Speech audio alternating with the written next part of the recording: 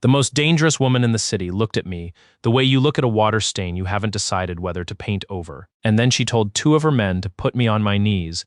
They did it before I finished exhaling. What really got me, though, was the paper.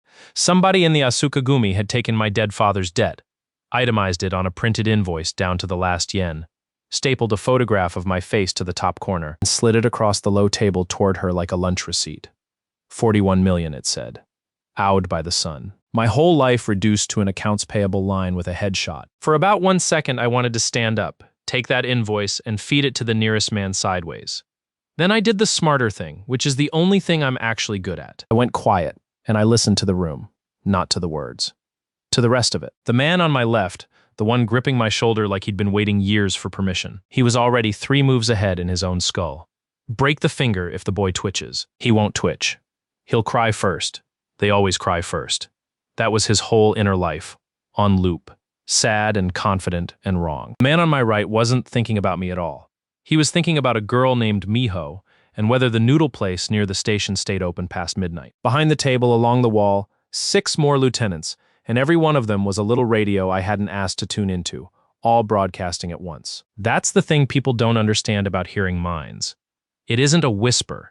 It's a room full of televisions someone left on. I've heard it since I was small enough to hide under a table. And the only skill that ever mattered is learning to sit inside all that noise and pick out the one channel that's going to try to kill me. So I knelt on the tatami of a clan that traffics in other people's secrets, and I read the 6 men who might, and I waited for the woman to speak, because she was the only person in the room I could not hear at all.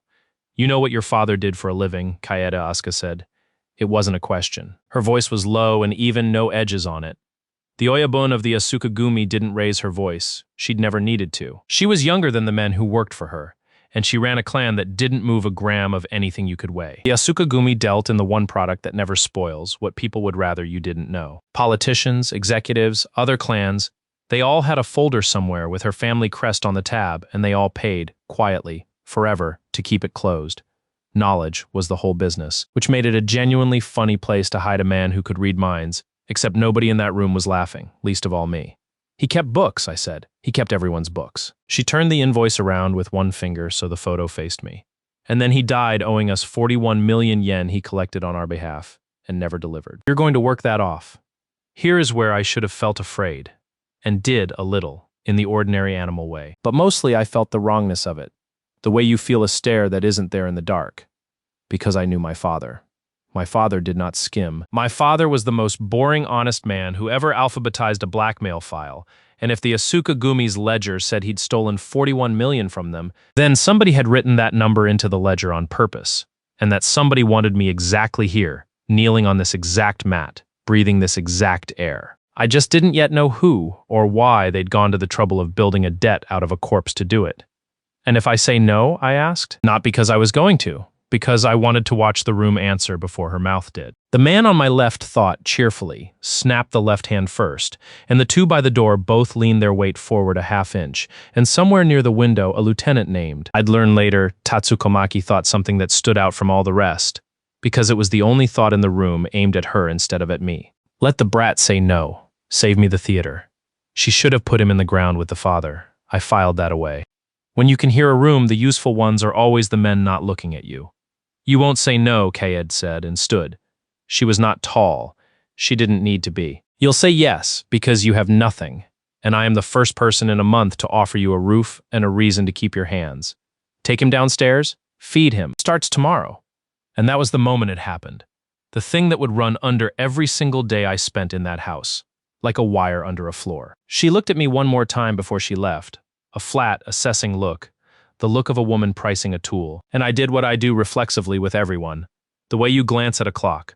I reached for her thoughts. Nothing, not silence. Silence I could have understood. This was worse. It was like putting my ear to a wall and hearing 2 people arguing on the other side in a language I almost knew, both of them lying, neither of them her. A wash of static with shapes moving in it. Dispose of the asset when the job's done crossed the surface, cold and clean, and underneath it, muddied, contradicting it, something I couldn't make into words at all, something that felt almost like the opposite. I've read killers. I've read a man deciding to jump off a building, and a woman deciding to leave her husband, and a child deciding, very seriously, to eat a beetle. I have never in my life failed to read a person clearly. I failed to read Kaede Asuka, and she walked out of the room without knowing she'd just become the single most interesting problem I'd ever met. They took me downstairs. They fed me, which surprised me, cold rice and a bowl of miso somebody had actually bothered to warm, and locked me in a tatami room with a window too small to matter, and I lay in the dark of the most dangerous house in the city and listened to it think itself to sleep. You learn a building fast when you can hear it. By morning, I knew things about the Asukagumi that men who'd served 20 years didn't know, because men who served 20 years learn not to ask, and I couldn't help but answer questions nobody had voiced. I knew the accountant on the second floor was stealing, small and careful, and hated himself for it. I knew the youngest soldier, a kid barely older than me, had joined because his brother was inside, and this was the only family that would take a felon's little brother, and he lay awake terrified every night that someone would find out he couldn't actually fight. I knew the cook was the most content person in the building and the only one who slept. And I knew by the second morning that the man by the window, Tatsu Komaki, the Wakagashira, the underboss, the second most powerful person in the clan, was going to kill Kaede Asuka. Not soon, not sloppily. He was too patient for that. But it sat in him the way a stone sits at the bottom of a well. Always there, everything else, just water on top of it. When the time is right, when the outside partner is ready, when the girl trusts me enough to turn her back, the outside partner. That was the piece that stopped me cold. Chewing rice I couldn't taste. Because a Wakagashira planning a coup is Tuesday in this world. But a Wakagashira with an outside partner, someone feeding him, funding him, waiting, that was a shape I recognized. That was the same shape as a debt invented for a dead man to plant his son in a house. Somebody built the trap I was standing in, and somebody had built Komaki's patience. I didn't yet have proof they were the same hand, but I've spent my whole life listening to men who think they're alone. And I've learned that two traps in the same house usually share a carpenter. They put me to work on the third day, and the work was a test. And the test was designed for me to fail. A lieutenant named Sudo handed me an address and a name and a soft leather case, and told me to go collect a payment from a bar owner in Kabukicho who'd fallen 4 months behind. Simple errand. Go, be intimidating, come back with an envelope. Except I could hear Sudo perfectly, and Sudo was thinking, the bar owner's already paid. Boss took it Tuesday. Send the debtors, kid. He comes back empty-handed. We've got cause to break something, and Komaki gets his little show. Everyone wins. The kid loses a finger and learns his place. So it wasn't a collection. It was an audition for a beating, and I was cast as the man who fails. I took the case. I bowed. I said, understood. And then I did the one thing they hadn't planned for, which is that I went to Kabukicho, and I did not go to the bar. I went to the noodle place. The man on my left had been thinking about my first night. Miho's noodle place, open past midnight, 3 doors down from the bar in question. And I sat at the counter, and I ate and I listened, because the bar owner ate there too. Everyone on that block ate there. And in 40 minutes of slurping and gossip I had, sitting warm in 6 different heads, the entire truth. The payment made Tuesday, the amount. The fact that Sudo had pocketed a slice of it before it ever reached the clan. The name of the girl Sudo was skimming to impress, and the specific back room where Sudo kept the second set of numbers he thought nobody knew about. I walked back into the Asukagumi that evening with no envelope, exactly as planned. And Sudo's face did that thing a face does when a trap springs on time. A small, ugly satisfaction. He'd already opened his mouth to start the show. Komaki, by the wall, had already leaned in to enjoy it. He came back empty, Sudo announced, just like his father. These people take and never. The bar owner paid on Tuesday, I said. You took it. You kept 12%. You're using it on a hostess named Rena at the club on floor 6. Your second ledger is behind the water heater in the back room, and if the boss sends someone to look right now, before you can move it, it's still there. I want to be clear that I did not enjoy this. That's a lie. I enjoyed it enormously. The room went the specific quiet of a room recalculating. Sudo's face didn't drain of color so much as the color slid off it. The way sweat slides off a lacquer tray all at once and leaving nothing behind. He started to laugh, the way men do when they're hoping the laugh will retroactively make a thing not true. It did not make the thing not true. Kaede Asuka sent someone to look. The ledger was behind the water heater, exactly where a man's own guilty thoughts had filed it for me. 12%, 3 months running. Sudo stopped laughing somewhere around the second page. They took Sudo out the back. I didn't ask where. In that house, you learned not to ask where. And anyway, I could hear the answer forming in 4 different heads, and none of the versions were pleasant. What I remember is not Sudo. What I remember is that when it was over, when the room had rearranged itself around the fact that the debtor's kid had just gutted a lieutenant with nothing but a bowl of noodles, Kaede Asuka looked at me across the low table with that same flat pricing look, and for 1/2 second, the static in her head sharpened into a single clear channel. One thought surfacing out of the murk before the murk swallowed it again. How did he know that? Not suspicion, not fear. Something closer to the way you look up when a stranger plays the exact song stuck in your head. She had spent her whole life a step ahead of every man in every room, reading them like weather. And a boy she'd priced as a tool had just done to Pseudo what she does to people, and some cold, clever part of her had leaned toward the surprise before she caught it. Then the murk closed over it, and I couldn't read her again, and she said, in a voice with nothing in it, "Go to bed." And I went. And I lay in the dark grinning at a ceiling like an idiot. Here is the problem I had not admitted to myself yet. Every person I have ever met, I have met at a disadvantage. I always know what they're going to say before they say it, which makes people boring the way a movie is boring when someone's spoiled the end. I have never, not once, been surprised by another human being, and I could not hear her at all. I told myself it was a defect. Some people are just quiet, I reasoned. Trained. Disciplined past the point where thoughts leak. I'd read a monk once who was nearly that still. Maybe the most dangerous woman in the city had simply built a better wall. I was wrong, and it took me weeks to understand how wrong. But the first crack in my theory came from the old man at the gate. His name was Ganji. Everyone called him Uncle Ganji, even the men who'd have knifed their own cousins for a promotion. Because Uncle Ganji had driven for the Asuka Gumi since before Kaede was born, and had reached the specific rank of too old and too loved to kill. He drove the car. He manned the gate. He made tea nobody asked for. And he was the only person in that entire building who called me by my name. "Hanzaki," he said, the 4th morning, holding out a cup. "You look like a man doing math in his sleep." He was thinking, poor kid, walked in here already a ghost and there was nothing under it. No angle, no scheme, just an old man who'd watched a lot of young men walk into that house and not walk out, and had decided arbitrarily to be kind to this one. In a building full of people I could hear scheming, Uncle Ganji's kindness was so plain it was almost loud. "I'm doing math awake," I said. "It's worse." He laughed, a wheeze with real warmth in it, and it did something to my chest I wasn't prepared for, because I had not been spoken to kindly by a living person since the night my father didn't come home. I drank the tea. It was terrible. I have never had better tea. "That woman scares you," he said, nodding at the upper floor where Kaede's office was. "Not a question. She scares everyone." "She scares everyone on purpose," Uncle Ganji corrected, and here he lowered his voice, though there was no one to hear, though he had no idea the most dangerous ears in the building were on his own tea break. "The scaring is a coat she wears. I drove her to school when she was 7. You want to know a secret about the deadliest Oyaboon in the city? She used to make me stop the car for stray cats. Everyone. Wouldn't let me drive until she'd checked they had somewhere to go. I should have laughed it off. Old men romanticize the children they've watched grow up. That's not intelligence. That's grandfather noise. But the thing was, it fit the static. It fit that muddied second layer under dispose of the asset, the shape I couldn't turn into words. For a week, I'd assumed the noise in Kaede's head was 2 lies fighting. What if one of them wasn't a lie? What if one of them was the thing she was lying to herself about? I put the cup down. "New problem," my brain announced, unhelpfully. "She's not unreadable. She's loud in a way I don't have a word for yet." She summoned me herself the next afternoon, which had never happened, and which meant Pseudo had rearranged her opinion of the stapler. Her office took up the top floor and looked like nothing. That was the first thing about Kaede Asuka that told you more than any file. A woman who ran the most feared intelligence operation in the city, sat in a room with a low desk, a kettle, and one scroll on the wall. Because everything that actually mattered lived in her head and in the heads she owned.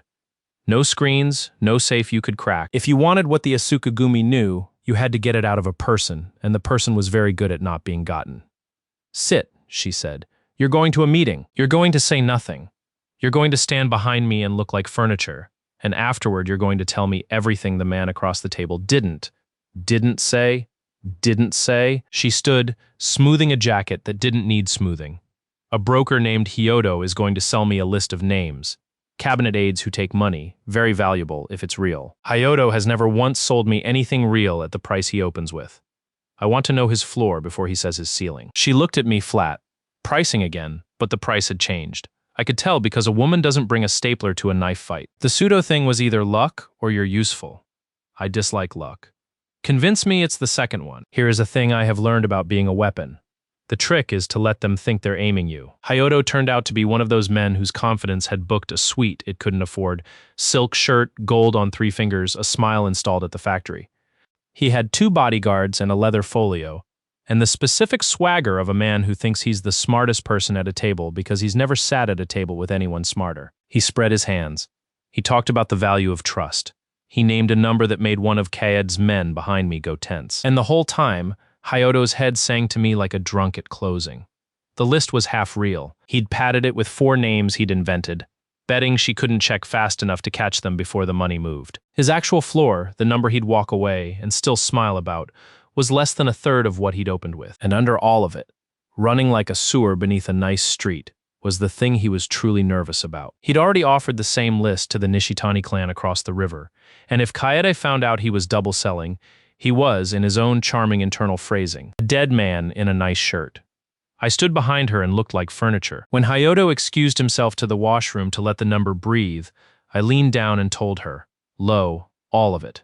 The 4 invented names, the real floor. The Nishitani double sale. She didn't react. That was the unnerving thing about Kaede.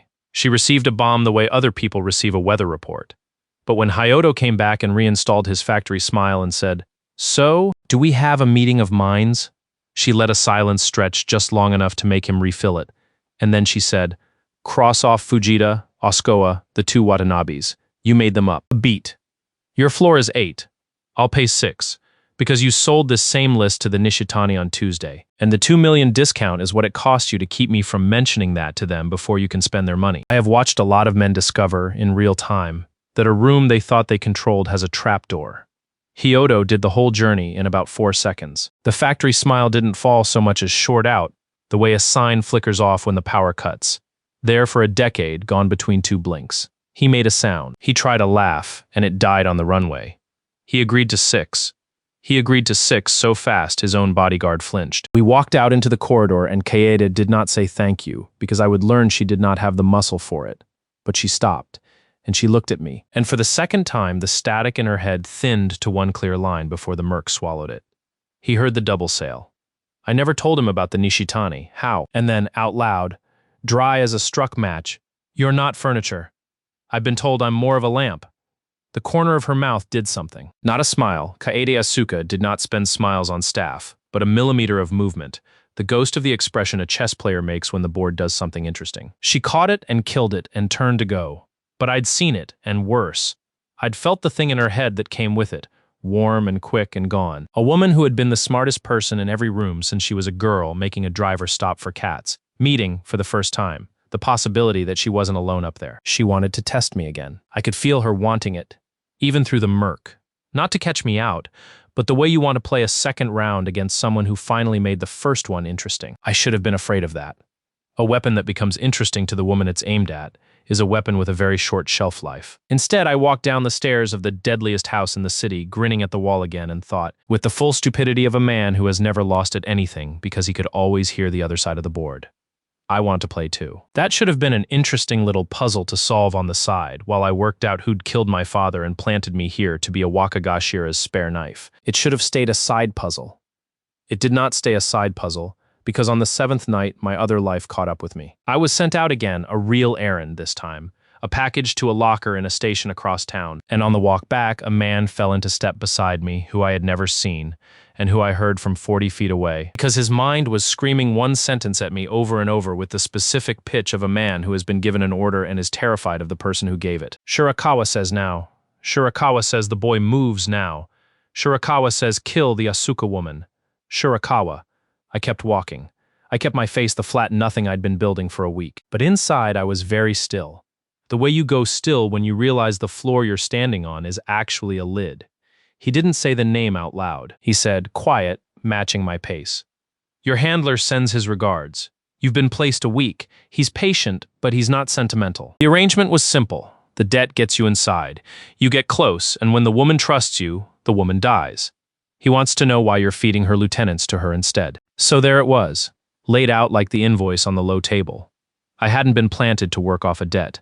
The debt was the leash. Somebody named Shirakawa had murdered my father or ordered it, and then built a fiction of 41 million yen to walk me through the front door of the Asuka Gumi as a loaded weapon.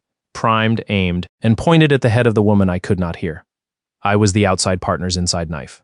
I was Komaki's competition and didn't know it. 2 traps, 1 carpenter, and I was standing in both. "Tell him," I said, and I let the messenger read whatever he wanted off my face, because I decided in that half second what I was going to do, and it steadied me the way decisions do, that the woman doesn't trust me yet. Tell him it takes time. Tell him I'm being patient too.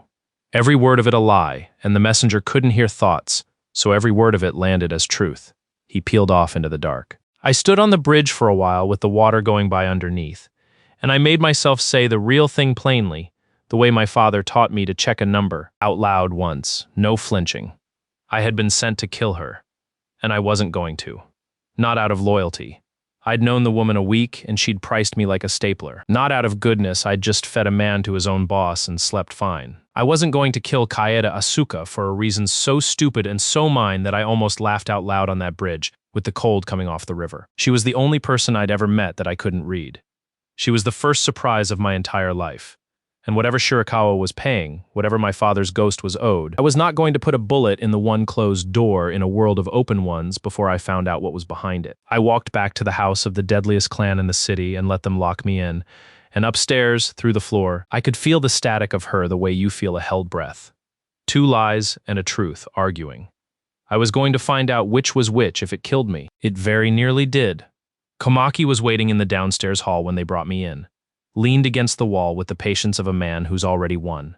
And as I passed, he thought, clear as a struck bell, this one's a problem. The father's problem, wearing a smaller face. Shirakawa's toy, and he doesn't even move like a toy. I'll have to break him before the girl gets attached. He smiled at me. I smiled back. Neither smile had anything behind it but arithmetic. 2 men in that house were counting the same woman's days. One of us wanted her dead. The other one had just decided on a bridge over a river, for the worst reason in the world, that she was going to live, and that the man against the wall, the patient one, the one who'd invented my father's debt and killed him to build it, was going to learn what it cost to underestimate a boy he'd only ever thought of as a knife.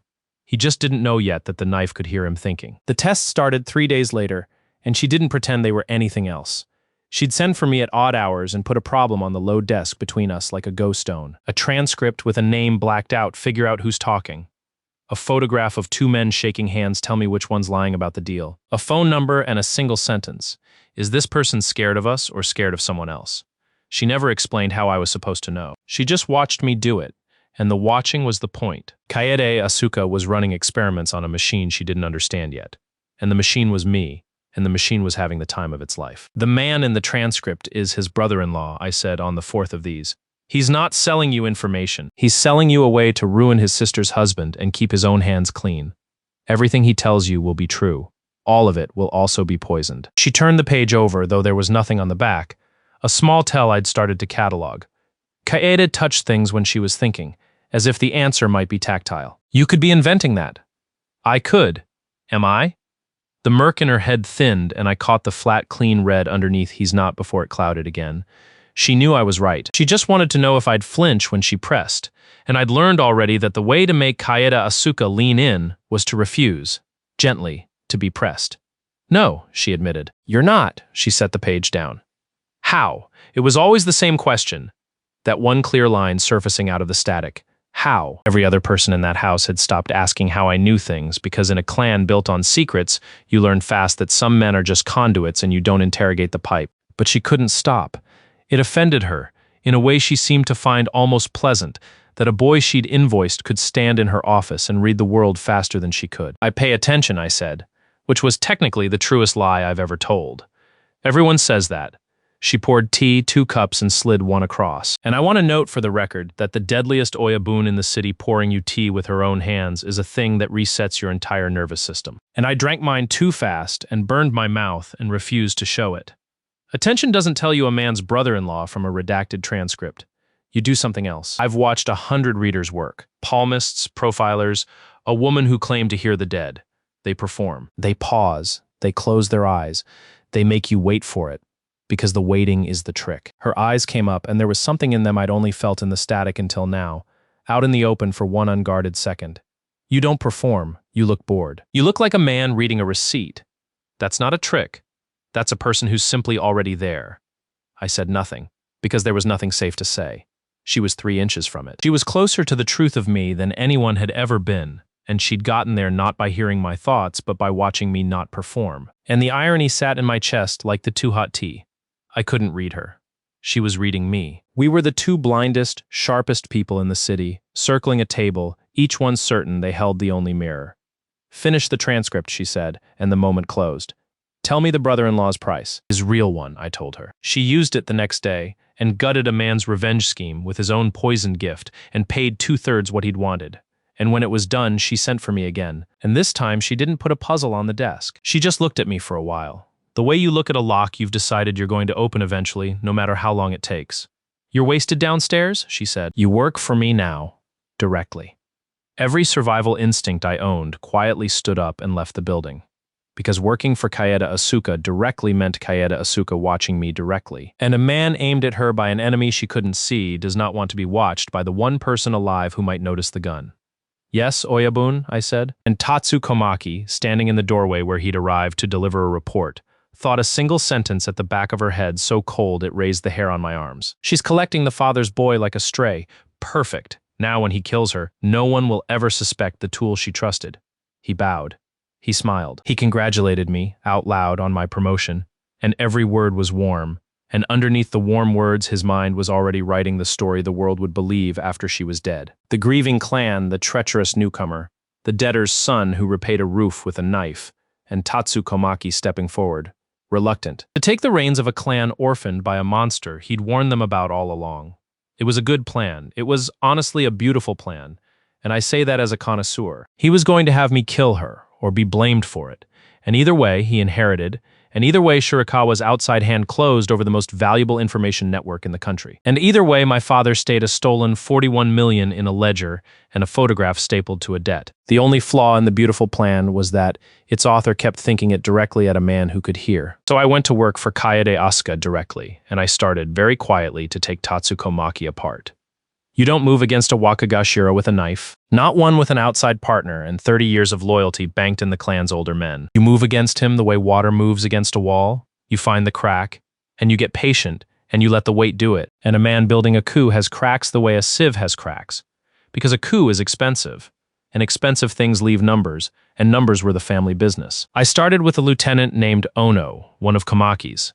A heavy-set man with a gambling problem and a mind like an unlocked mailbox. Ono handled the clan's cash logistics, the physical movement of money, the thing that has to happen even in an empire built on the weightless, and Ono had been quietly diverting a stream of it for 8 months, small enough to hide, steady enough to matter, into an account that fed through 2 shells into a Shirakawa Group subsidiary. He didn't know that last part. Ono thought he was just skimming for Komaki. And Komaki had told him it was a slush fund for operations the boss doesn't need to see. And Ono, being a mailbox, believed it. Because a mailbox does not ask where the letters go. I could have told Kaede. I didn't. Not yet.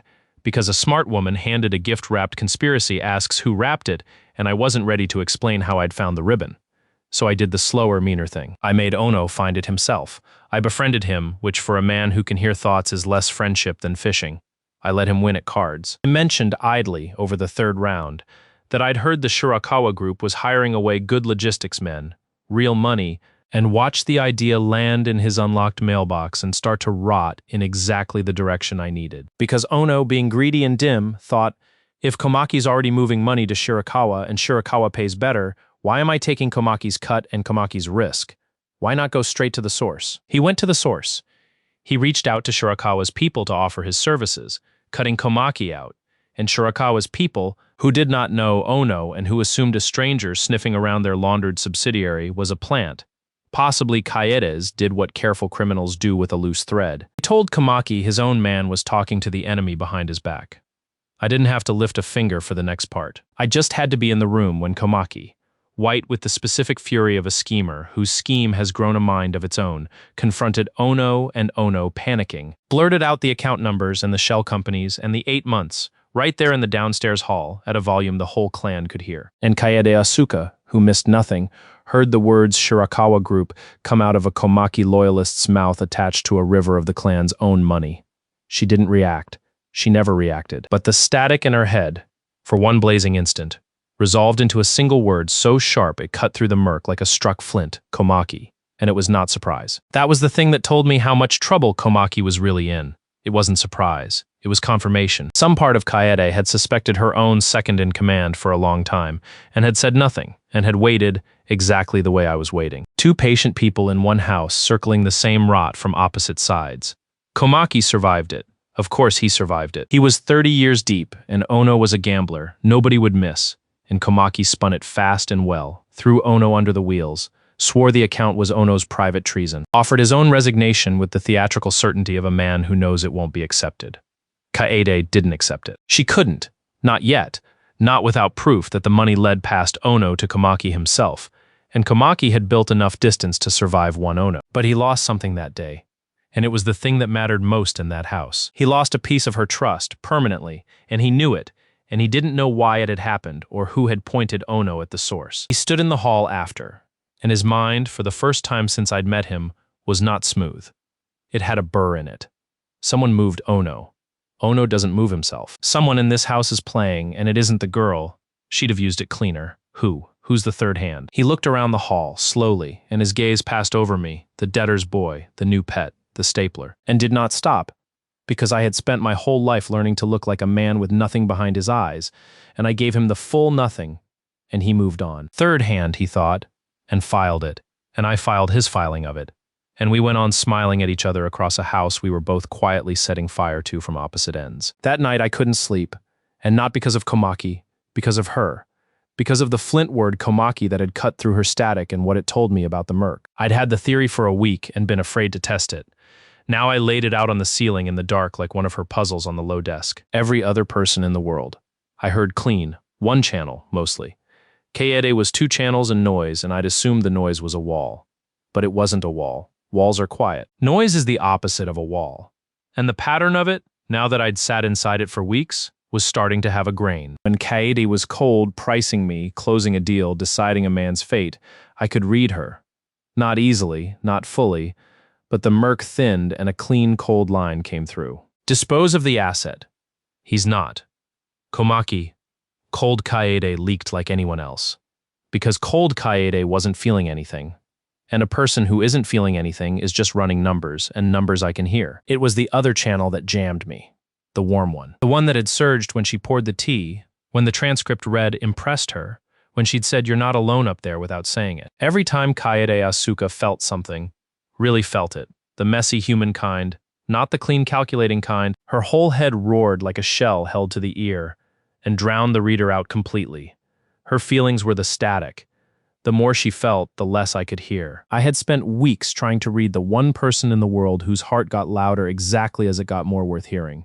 And the cruel joke of it, the genuinely funny cosmic bureaucratic joke was this.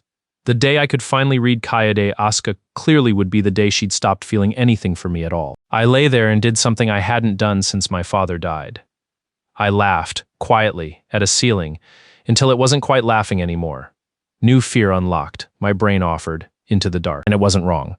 Because here's what the theory meant once I stopped laughing. If the static was her heart, then I could learn to read the static, not the words, but the shape. Loud meant she felt something. Louder meant she was fighting it. And the direction of the fight, whether the warm channel was reaching toward a thing or bracing against it, that I could learn, the way Uncle Ganji could tell rain from the ache in a knee.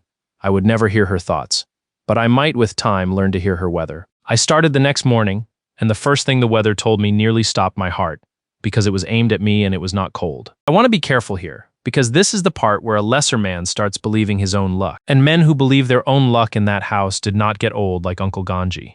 Kaede Asuka feeling something in my direction was not a gift. It was the most dangerous fact in my life.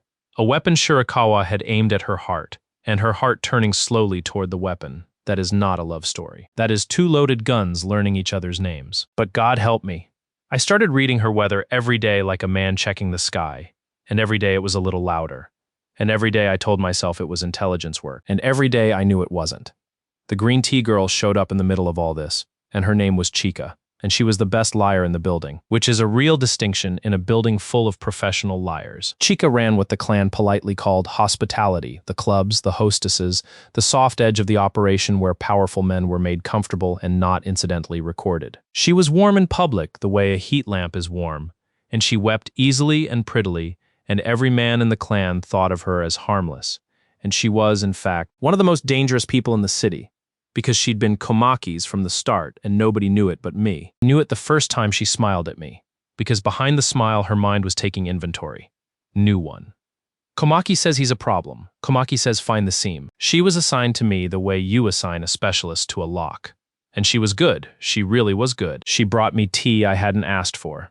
She remembered my father. She said the soft, careful things a lonely young man wants to hear. And if I'd been anyone else in the world, it would have worked, because Chica had a gift for finding the exact hollow place in a person and pouring warmth into it until they leaned. The trouble was that I could hear her pouring, so I let her.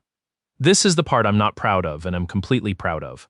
I let Chica believe she was finding my seam. I fed her a fake one. A manufactured loneliness. A manufactured resentment.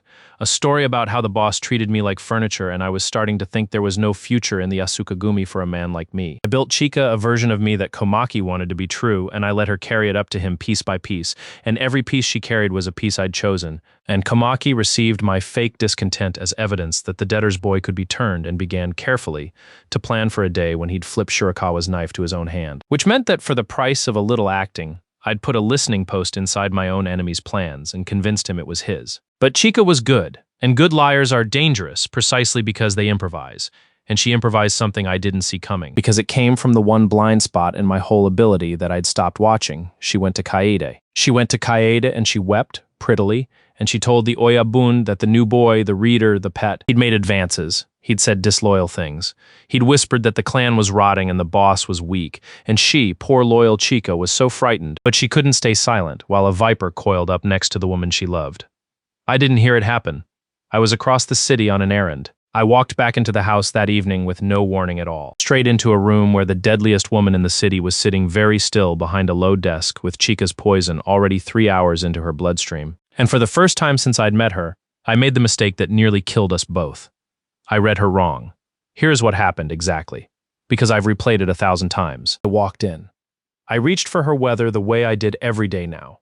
Reflexive, and the static hit me like a wall of surf, the loudest it had ever been, deafening. And underneath the roar, the one cold, clean line that ever came through, the merc surfaced, sharp as a blade. He can't be allowed to live. And I panicked. I panicked because I'd built my whole read of her on a rule. Cold means true, warm means feeling. And here was the coldest, clearest line she'd ever leaked. He can't be allowed to live. Riding under a roar of static I'd taught myself meant she was overwhelmed. And my exhausted, frightened, too clever brain did the arithmetic backward. It decided Chica had turned her. It decided the warm weather had been a con all along, or worse, that it had turned to hate. It decided the gun aimed at Kaeda's heart had just been noticed, and that the most dangerous woman in the city had made me and was about to bury me next to my father. I had a knife. I'd carried it since the bridge, and in the half-second where I believed she was about to give the order that ended me, every instinct Shirakawa had ever counted on woke up at once, and my hand moved toward it, and I took a step, and the door behind me opened, and 2 of Komaki's men came in fast and quiet with the specific choreography of men sent to do a killing. And I understood, 1 full second too late, everything I'd gotten wrong. He can't be allowed to live wasn't about me. It was about Komaki. It was Kaede, sitting there with Chica's poison in her ear and her own certainty hardening, thinking about the man she now knew beyond doubt was going to kill her. Thinking the cold, clean thought of a woman deciding to strike first, and the roar of static over it, the deafening warm surf I'd misread as a con turning to hate, was the exact opposite. It was Kaede Asuka, having just been told by a weeping girl that the one person in months who'd made her feel less alone was a viper, and not wanting to believe it. The roar was grief. The roar was a woman's heart refusing an order her head was trying to give. She hadn't turned on me. She'd been sitting there for 3 hours drowning in the noise of not wanting to. And the 2 men in the doorway weren't hers. They were Komaki's, and they weren't there for me. They were there for her because Chica's real job that night hadn't been to poison me at all. It had been to get the reader sent away on an errand, to get the boss alone and distracted and furious, to manufacture exactly this, an isolated Oyabun, a plausible viper to pin it on, and an open evening for 2 quiet men to finish what the coup had been building toward all along. I'd walked in at the worst possible moment, misread the one person I loved, reached for a knife against her, and in doing it, by pure blind accident, put my own body between Kaede Asuka and the door her killers had just come through. There was no time to be smart. Smart had already failed. I heard the nearer man's mind flash the blade goes in under the ribs. up, and I stopped being a reader and became, for the first time in my life, just a body in a doorway, and I turned and I took the man who was already moving. It went badly. I'm not a fighter, I've told you that. My whole life I've won by knowing what's coming. And knowing what's coming does not stop a knife. It only tells you in exquisite detail exactly where it's about to go. I knew where it was about to go. It went there anyway.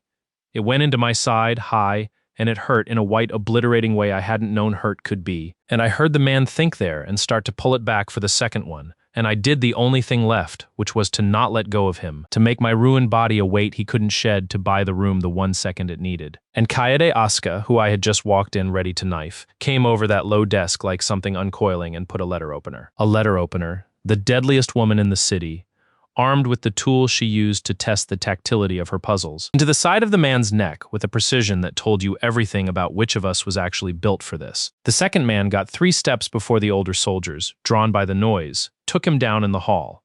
It was over in under a minute.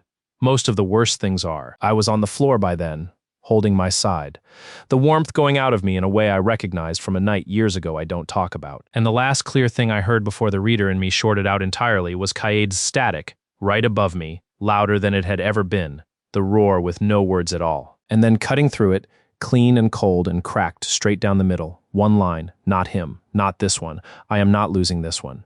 She had my blood on her hands. She was pressing them to my side hard enough to hurt worse than the knife, and she was saying something out loud that I couldn't hear over the ringing, and her weather was a hurricane, and I looked up at the one person in the world I couldn't read, who I had just gotten catastrophically, nearly fatally wrong, and I did the stupidest thing a bleeding man has ever done. I smiled at her.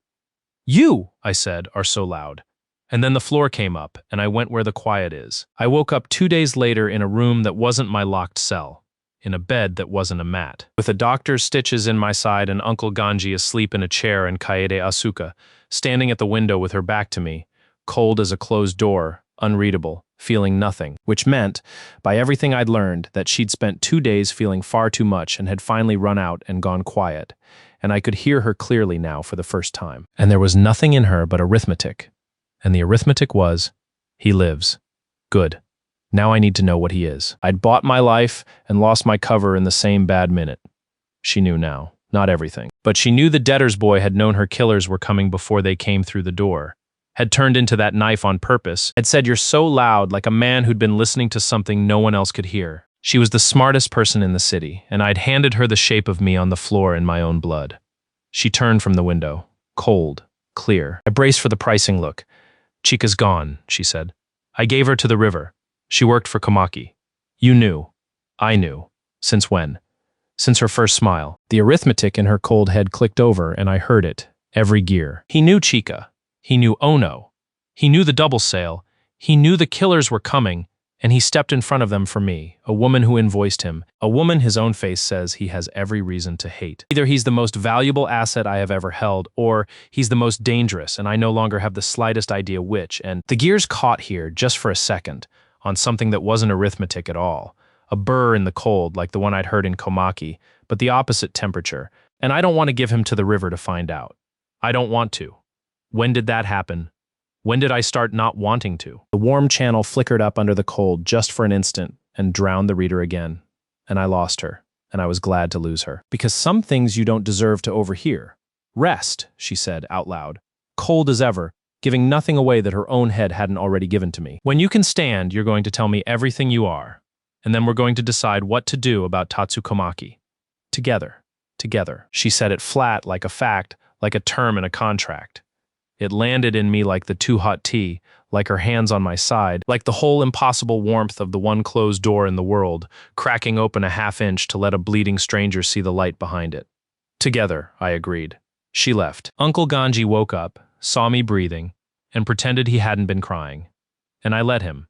And I lay there, stitched and stupid and more alive than I'd been in years. And I did the arithmetic of my own, the cold, clean kind, the kind she could have heard if she'd had my ears. I had a partner now. I had a name at the top of the enemy. Shirakawa.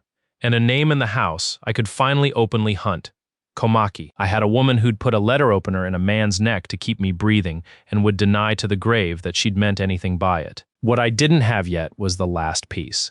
The one that was going to turn all of this from a job into something I'd never get free of. I got it a week later, standing again, testing the stitches, when Komaki made his first move against the newly healed pet. A clumsy, furious move. A man rattled by a third hand he couldn't name. And in his rattled state, for the first time, his mind slipped off the smooth surface it usually rode and dropped, all the way down, to the stone at the bottom of the well. And I saw the night my father died. I saw it through Komaki's eyes, in Komaki's memory, in the full and specific detail a mind only spills when it's truly shaken. I saw my father at his desk, the boring, honest desk, the alphabetized files. I saw Komaki come in, younger, and I heard my father say Komaki's name in a tone that meant he knew him, meant they'd worked together, meant the betrayal was close and personal in the way this audience's betrayals are always close and personal. I saw the thing Komaki did. I won't write it. I've made myself not write it. But I saw it, and I saw the reason, laid out in Komaki's memory, as plain as a receipt. Shirakawa's order. Clean up the broker before he sells what he's got. And then, the detail that turned my blood to river water, the thread that didn't belong. The thing Komaki's memory dropped almost as an afterthought, and that I would spend the next month unable to stop hearing, same as the old Asuka job. Shirakawa points, we clean. The girl did hers years ago and never blinked. This one's easier. This one's just a bookkeeper. The old Asuka job.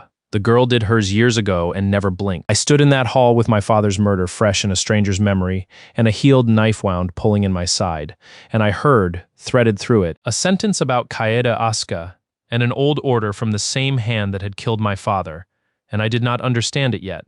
Not fully, but I understood enough to feel the floor become a lid again. Komaki killed my father. That was the name I'd come for. That was the vendetta and the coup and the whole clean converging line, her traitor and my father's killer. One throat, one man. But the other thread, the one I couldn't yet read the end of, the girl did hers and never blinked. That was a different kind of cold, and it had Kaede's name on it, and it was waiting for me at the bottom of a well I wasn't sure I wanted to reach into. I smiled at Komaki, empty, and let him move on. Partner upstairs, father's killer down the hall, and a thread with her name on it, tying the two together in a knot I couldn't yet see. I'd wanted a surprise my whole life. I was starting to get the sense I'd finally found more than one. I started digging into the past the way you dig a splinter out of your own hand, carefully, and knowing it's going to hurt more before it hurts less. The thread was 3 words in a dead man's murderer's memory, the old Asuka job. The girl did hers years ago and never blinked. I couldn't ask anyone directly. In that house, a question is a confession of what you don't know, and what you don't know is a knife somebody else gets to hold. So I did it sideways. The only way I ever do anything. I listened. The older men were the archive, not the files. The files were what the clan sold. The men were what the clan couldn't sell, the memories walking around in bodies too senior to search. And the oldest, softest, most unguarded archive in the whole building poured me tea every morning and called me by my name. I didn't interrogate Uncle Ganji. I'd have cut off a finger first. I just sat with him and let him talk, and steered the way you steer a boat with a thumb on the tiller. A word here, a silence there, a question that sounded like nothing. Ganji, who had driven the Asuka Gumi through 30 years of its sins, let the past come up the way old men do, in no order, precious and unashamed. He told me about the old Oyabun, Kaede's father, a harder man than his daughter and less clever. He told me about the lean years, the war with the Nishitani, the winter 3 men froze in a warehouse over a debt, and he told me, without knowing he was telling me anything, about the year Kaede was 15 and came back from a night out with the men gone the color of old candle wax and never went out with the men the same way again. Changed her, Ganji said, into his tea, not to me. One night, went out a girl who made me stop for cats. Came back the woman upstairs. I drove her home, and she didn't say one word the whole way. And she's never said one word about it since, and I never asked. Because some doors you don't knock on, Henzaki. Some doors, if the person wanted them open, they'd have opened them. His mind, under the words, held only fog and grief, and a single image he'd never told anyone. A 15-year-old girl in the back seat of his car with something dark on the cuff of her sleeve, staring out the window at nothing, and Ganji watching her in the mirror and deciding, for love, to look at the road. He didn't know what happened that night, but now I knew the shape of it. 15. One night. A thing on her sleeve. A door she'd sealed and never opened again. The exact door I'd been standing outside for weeks. The one closed room in a world of open ones. The murk I couldn't read.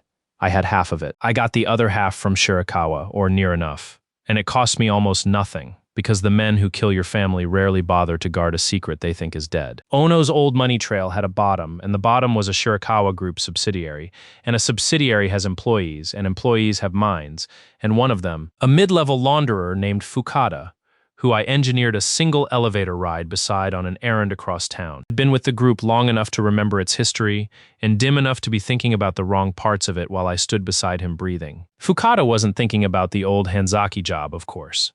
Nobody thinks about the exact thing you need. But he was thinking about his boss, Domeki Shirakawa, because he was afraid of him, the way everyone in that group was afraid of him, and fear makes a mind run its greatest hits. And Shirakawa's greatest hits, filed in a frightened launderer's head, included the founding legend of how the group got clean. Domeki Shirakawa had not started legitimate. He'd started as exactly what he still was under the corporate skin, a man who bought and killed his way up. And the thing that had let him go legitimate, the leverage that let him retire his own sins and put on a suit, had been an information broker's death and the disappearance of a certain file. A broker who'd gathered enough on Shirakawa to hang him and had made the fatal error of letting Shirakawa learn it existed. My father, Fukada, didn't know the broker's name.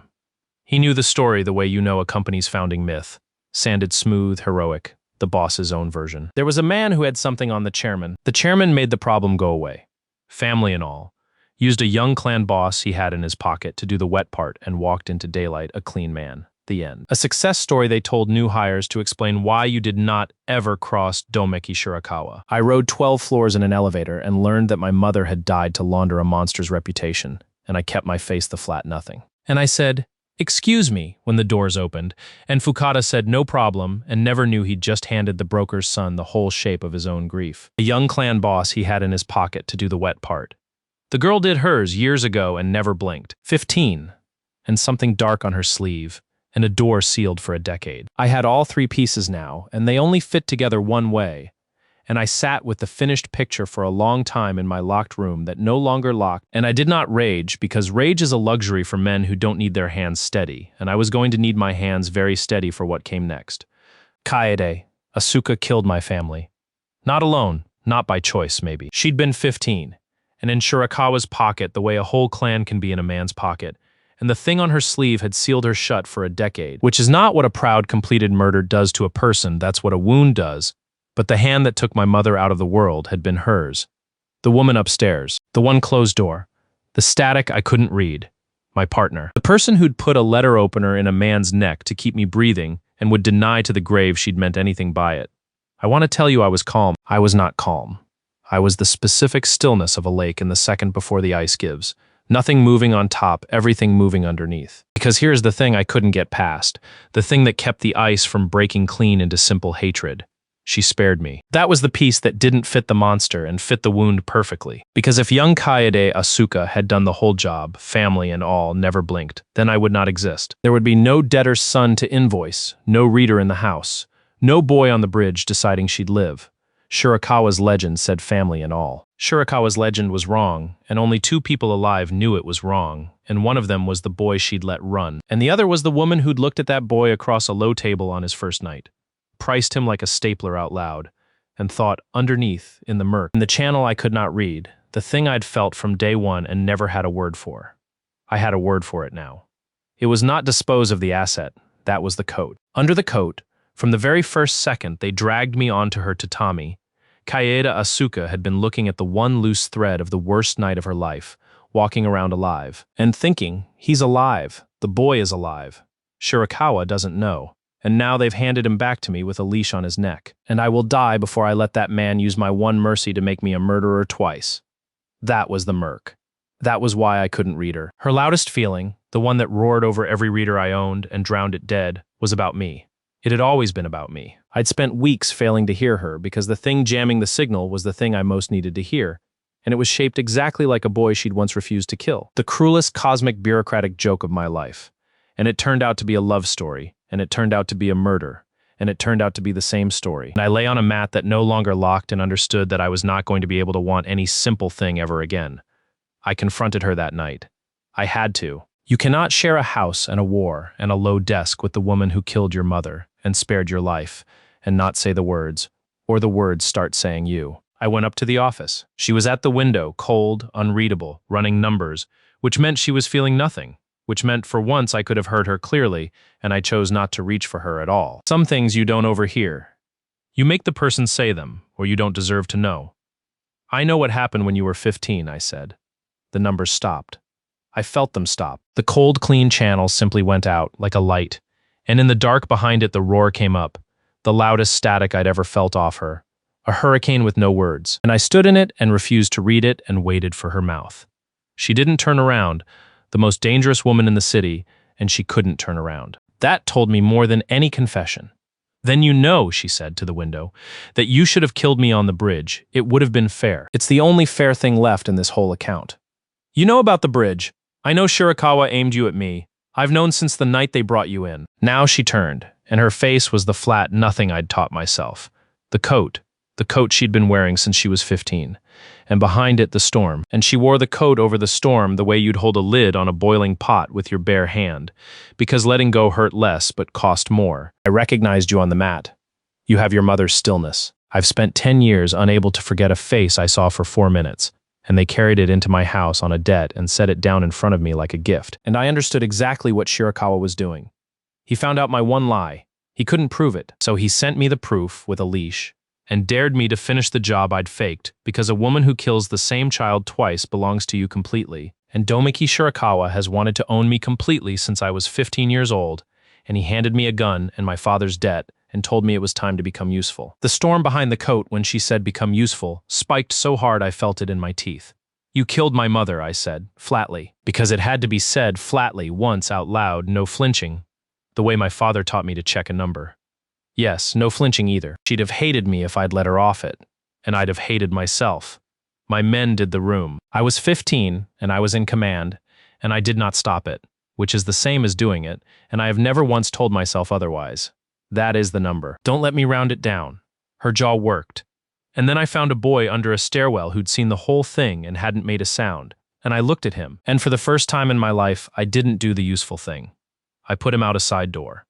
I told his father to run and never surface. I went back and I reported the family handled, family and all. And I carried that thing on my sleeve home in Ganji's back seat, and I built the coldest woman in this city out of it so that no one would ever hand me a gun again and expect me to become useful. The room was very quiet. The storm was deafening. I stood in the one place in the world I couldn't read and understood I'd never needed to read it, because she was, for the only time I ever saw, telling me the whole truth out loud. He killed my father anyway, I said. Years later, Komaki on his order, and then he used the debt to bring me here to you. Yes, so Shirakawa took my whole family. The night when I was small and the night my father didn't come home. Both nights, one hand. I looked at her. And you're the one thing that hand didn't get. The one time it pointed and you didn't clean. Something moved across her face that wasn't the coat and wasn't the storm. Something I'd never seen there. And it took me a second to place it because it was so out of context in that cold room. It was hope, badly hidden, the look of a person who's braced for a blow and has just heard in your voice that the blow might not come. You should still kill me, she said quietly. It would balance. I spent my whole life, I said, unable to be surprised by a single human being. I heard everyone coming. Every kindness, every knife, every lie before it left the mouth. And then they dragged me onto your mat, and I reached for you, and there was nothing, and for the first time in my life, I did not know what a person was going to do. I took a breath. It hurt around the stitches. You're the only surprise I've ever had. Turns out the reason I can't read you is that the loudest thing in your head has been me, this whole time. First the guilt, and then I stopped. Even I have a coward's limits. I'm not going to kill the only surprise I've ever had to balance an account that belongs to Domeki Shirakawa. I'm going to send him the bill. All of it. Both nights. And I want you to help me, because there is no one alive who wants that man in the ground more than the two people he tried to make into each other's murderers. She looked at me for a long time. The storm slowly banked. Not gone, it would never be gone, but banked the way weather does when a front finally passes. And when the murk thinned, just at the edges, just for a second, the thing that came through wasn't cold, and it wasn't guilt.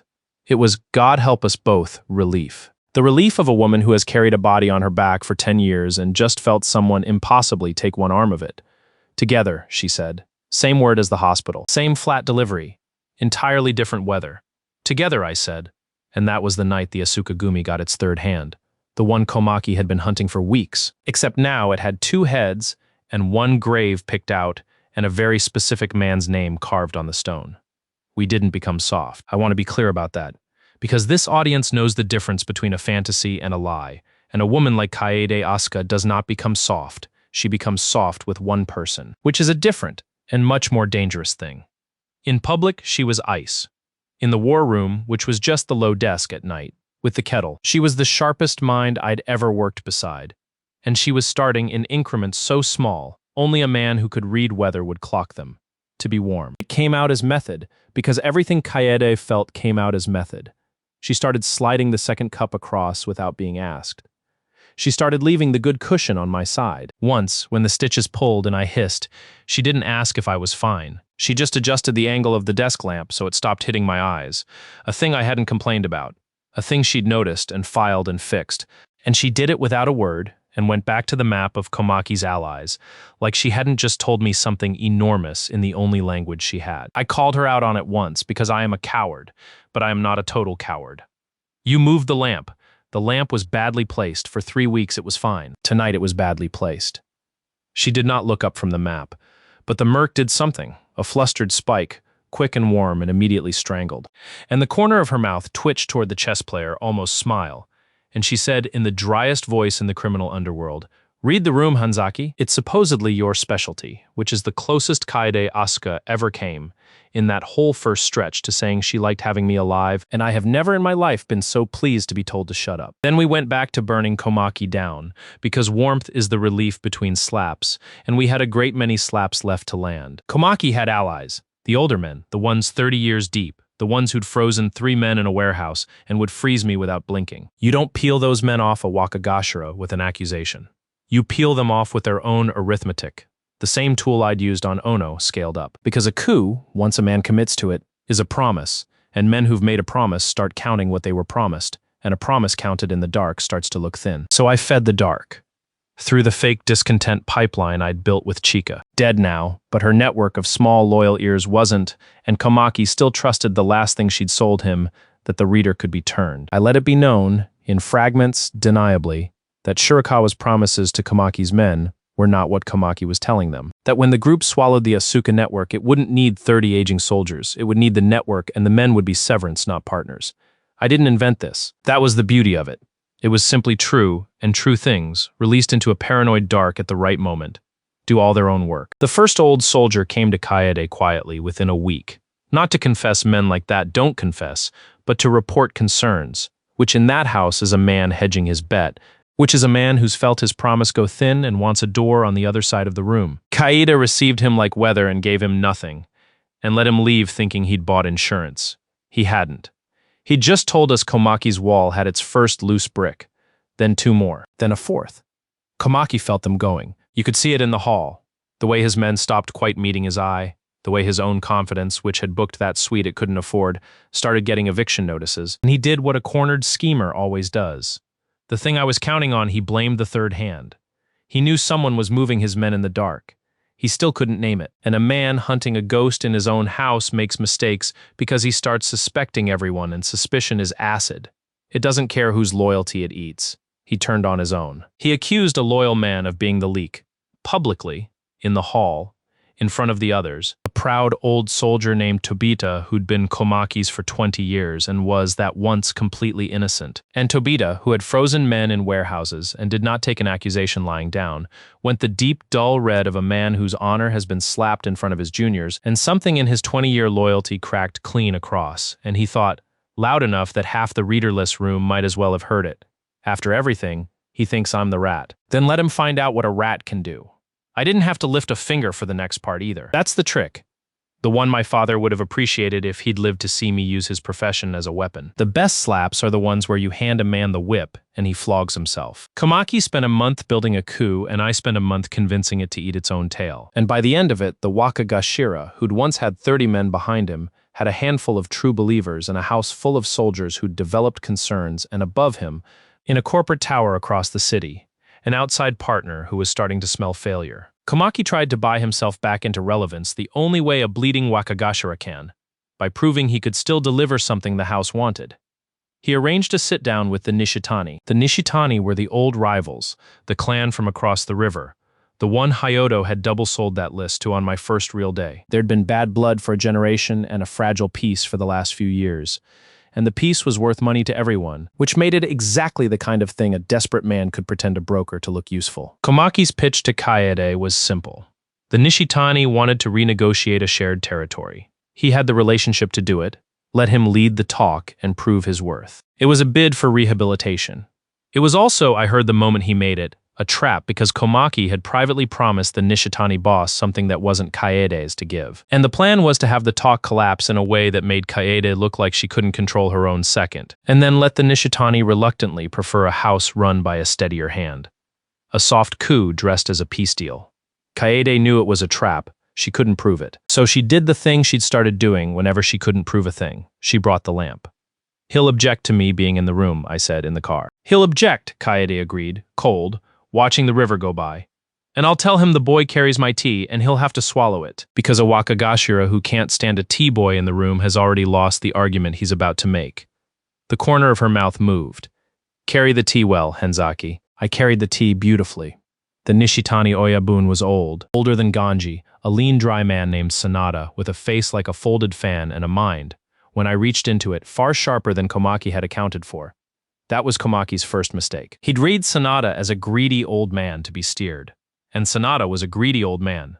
But he was also patient and proud, and had buried 3 Wakagashira who'd tried to steer him. And he had come to this sit-down not to help Komaki, but to find out whether the Asukagumi was worth fearing anymore or worth eating.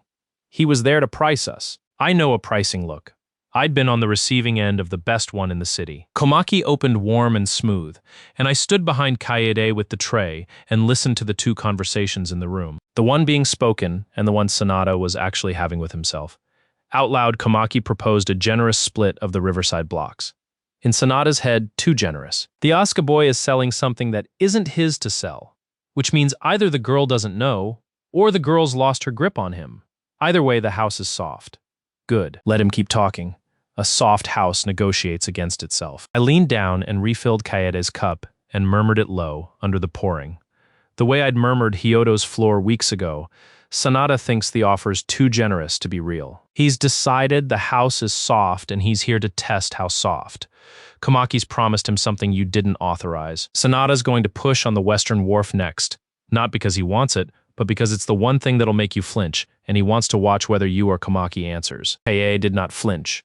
Kaede received the Western Wharf the way she received everything, like a weather report. And when Sanada, right on schedule, folded his fan of a face into a mild frown and mentioned, oh so casually, that of course any real partnership would have to address the Western Wharf. It was not Komaki who answered. It was Kaede. The Western Wharf isn't on the table, she said before Komaki could open his mouth, because it was never Komaki's to offer. And I think you already knew that, Sanada-san. Which is why you waited to name it until he'd talked himself into a corner. She set her cup down. You came to find out if my house is soft. Let me save you the afternoon. My Wakagashira arranged this sit-down without my authority. Promised you blocks he doesn't control, and planned to let the talk fail so that you'd conclude I can't hold my own men. He's not wrong that I have a problem with my men. He's wrong about which man, and he's wrong that you'd get to eat the difference. The room went very still. Komaki's smooth, warm face did the thing I'd been waiting a month to watch it do. It didn't drain of color so much as set, like a broth left out overnight, the surface going dull and fixed and slightly wrong. His mind spiked. How does she, the boy? The boy told her. The boy heard Sanada, that's not possible. How Sanada's mind did something entirely different, and it was the best sound I heard all week. The old fox looked at Kaede, and looked at Komaki setting like cold broth beside her, and looked briefly, sharply, once, at the tea boy behind her chair, and he thought, with the delighted clarity of a man who has just watched a much younger person win a hand he thought he was dealing. She's not soft. She let the fool arrange his own funeral and brought me to watch, and that boy poured her the whole table. I don't know how. I don't need to know how. Sanada started to laugh.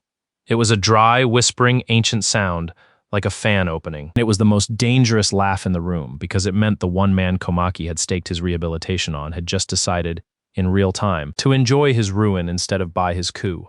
Komaki-kun, Sanada said, still whispering, laughing, folding his fan. You told me the girl had lost her grip. He rose, unhurried. An old man declining a deal with the specific pleasure of an old man who's been offered a fool's bargain and gets to be the one to walk away. I came a long way to be lied to by a dead man. I'll remember the Asuka Gumi holds its wharf and reads its guests. Give my respects to the boy who pours. A beat, drier than the tea. I'd hire him, but I don't think he's for sale. He left. He left Komaki sitting in a rented room, having spent his last external credibility to arrange his own humiliation in front of the one rival whose respect might have saved him. And he took, on the way out, whatever tiny remaining belief anyone had that Tatsu Komaki could deliver anything but disasters. In the car back, Kaede was quiet for a long time, the banked weather quiet. The kind I'd learned meant she was pleased and would rather be shot than say so. Then, watching the river, you gave me the Western Wharf a half-second before he named it. I gave you Sonata. You did the wharf yourself.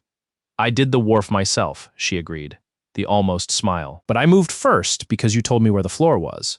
That's twice now you've put the floor under me before I stepped. She turned from the window, and for once the cold channel and the warm one weren't at war. They were briefly aligned, both aimed the same direction, and I got a clean, clear read of the deadliest woman in the city for one whole second. And what it said was not strategy. It said, I have never in my life had someone put the floor under me. I did not know how much I was tired of guessing where it was. Don't stop doing that, she said out loud, dry as ever, giving her cold face nothing to report. I won't, I said. I didn't. I never did. Putting the floor under Kaede, Asuka a half-second before she stepped became over everything that came after.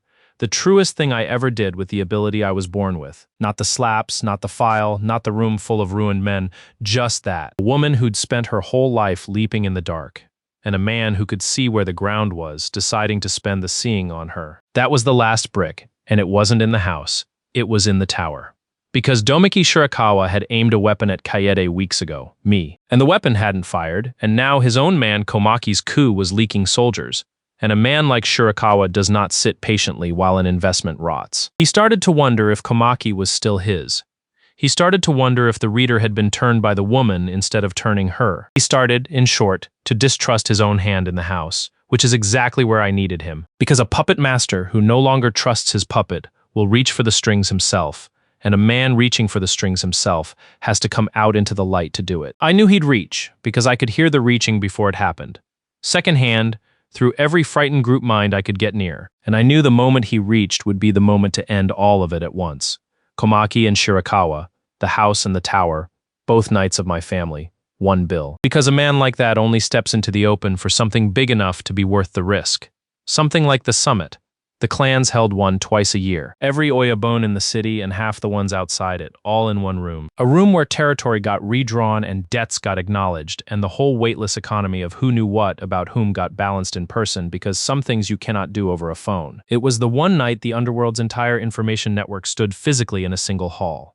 For a clan built on secrets, it was the high holy day. For a man trying to swallow that clan's network, it was the only stage worth the risk of stepping onto. Shirakawa was going to move at the summit. I knew it the way I knew everything, early, secondhand, certain. Komaki's coup would go that night, while Kaede was away from the house and exposed in the hall. Shirakawa's people would be positioned to take the network in the chaos. And the story the surviving clans would hear the next morning would be clean and finished. The grieving underboss, the treacherous reader, the tragic fall of the Asuka Gumi, and a respectable group stepping in to steady what was left. It was, again, a beautiful plan. I say that as a connoisseur, and beautiful plans have exactly one flaw, and it is always the same flaw. And I had been the flaw in this house for weeks. I kept building it out loud in front of a man who could hear. So I built mine underneath theirs, in the dark, where the third hand lives. I would not stop their move. I would choose it. I'd leak Komaki exactly the confidence he needed to commit to the summit night, feed his coup the green light it was starving for, walk it right up to the edge. And then, in the one place the entire underworld could watch, in the hall where the clans themselves were the jury, I'd take the network Shirakawa had come to steal and turn it on the thief. Every secret the Asuka Gumi held, every folder with a crest on the tab, and one folder more, the one my father had died to hide. Because my father, the boring, honest broker, had not gone into the ground with his insurance. Men like my father never do. Somewhere he'd left the file, the one that could hang Domeki Shirakawa, the leverage that had gotten my whole family killed to bury it. And he'd left it in the one place Shirakawa could never search and never buy and never kill his way into. He'd left it with me, not in my hands, in my head, in a memory from when I was small, a nonsense rhyme, and a place that had meant nothing to a child and meant everything now. A father's genius hiding the most dangerous document in the city inside a son, too young to know he was carrying it. I'd been the vault my whole life and never known the combination was my own childhood. I remembered it the night before the summit. K-Day was across the desk. I'd gone quiet, chasing the rhyme down through 20 years. And when it surfaced, the place, the drop, the whole thing my father had folded into a bedtime nonsense so his son would carry it out of a burning family and never lose it. I must have made a sound because Kaede looked up, and for once she didn't need to read me. "You found it," she said. "I found it." "Ganji drives you," she said immediately, already moving, already method. "Nobody else. If Komaki learns there's a file tonight before the hall." She didn't finish. She didn't need to. We both knew what Shirakawa would burn to keep that file from reaching the summit. Ganji drove me. Of course Ganji drove me. The only man in that house who'd called me by my name from the first day was the man who took me across the sleeping city that last night to dig my father's ghost out of a locker in a rail station that no longer ran trains. And he did it knowing exactly how dangerous it was. Because I told him. Because I would not use that old man the way everyone else in that world used everyone blind. "You don't have to," I said in the car. "If they clock the car, if Komaki's watching the gates tonight, Hanzaki." Ganji didn't take his eyes off the road. The way he hadn't taken his eyes off the road, for a 15-year-old girl with something on her sleeve. "I have driven this family through every stupid, bloody, shameful thing it has ever done. 30 years. You are the first passenger I have ever driven towards something that might make it lighter." His old hands were steady on the wheel. Let an old man have one good trip. We got the file. It was exactly where a nonsense rhyme said it would be. And on the way back, 2 of Komaki's men did clock the car, because Komaki was watching the gates that night, because Komaki was not a fool even when he was losing, and Ganji, 70 years old, drove that car through a gap that wasn't a gap and lost them in a maze of night streets he'd been driving since before their fathers were born, laughing. Actually laughing, the terrible delighted wheeze of a man who had waited 3 decades to be on the right side of one, and got us home with the most dangerous document in the city, and a bumper he'd remember fondly for the rest of his life. He took a graze doing it, round through the door, a line of red along his old forearm, nothing that would keep a man like that down, but enough that Kaede went very cold and very quiet when she saw it, which meant she was feeling a great deal, and she cleaned it herself. The deadliest oyabun in the city crouched in a garage, winding gauze around her childhood driver's arm, and Ganji told her to stop fussing, and she told him to shut up. And it was, in that whole blood-soaked house, the most like a family anything had ever looked. "Tomorrow," Keita said, standing the file in her hand, her weather banked and cold and ready. "The summit. Komaki commits tonight. I can feel it. He thinks we're asleep and losing. Shirakawa comes out of the tower to watch his win. And we hand the whole underworld a receipt," I said. She looked at me across the garage, over the head of the old man we both loved, and would both have died before admitting we loved, with the document my father died for in her hand. And the war of both our families finally, after so long, about to close. "Read the room tomorrow, Hanzaki," she said, dry as ever, and this time, this once, she let me see the almost smile finish. "The whole room. Don't miss anyone." "I never do," I said. I lied. There was still one person in every room I couldn't read at all. She was holding my father's file and telling me to shut up, and she was the only surprise I'd ever have. And tomorrow we were going to walk into the highest room in the underworld and bill Domeki Shirakawa for 2 nights, 10 years apart, that had made 2 orphans out of the same hand, and hand him in front of every power in the city. The one thing a man like that has never once in his clean, laundered, murderous life been forced to hold. The truth out loud, with his name on it.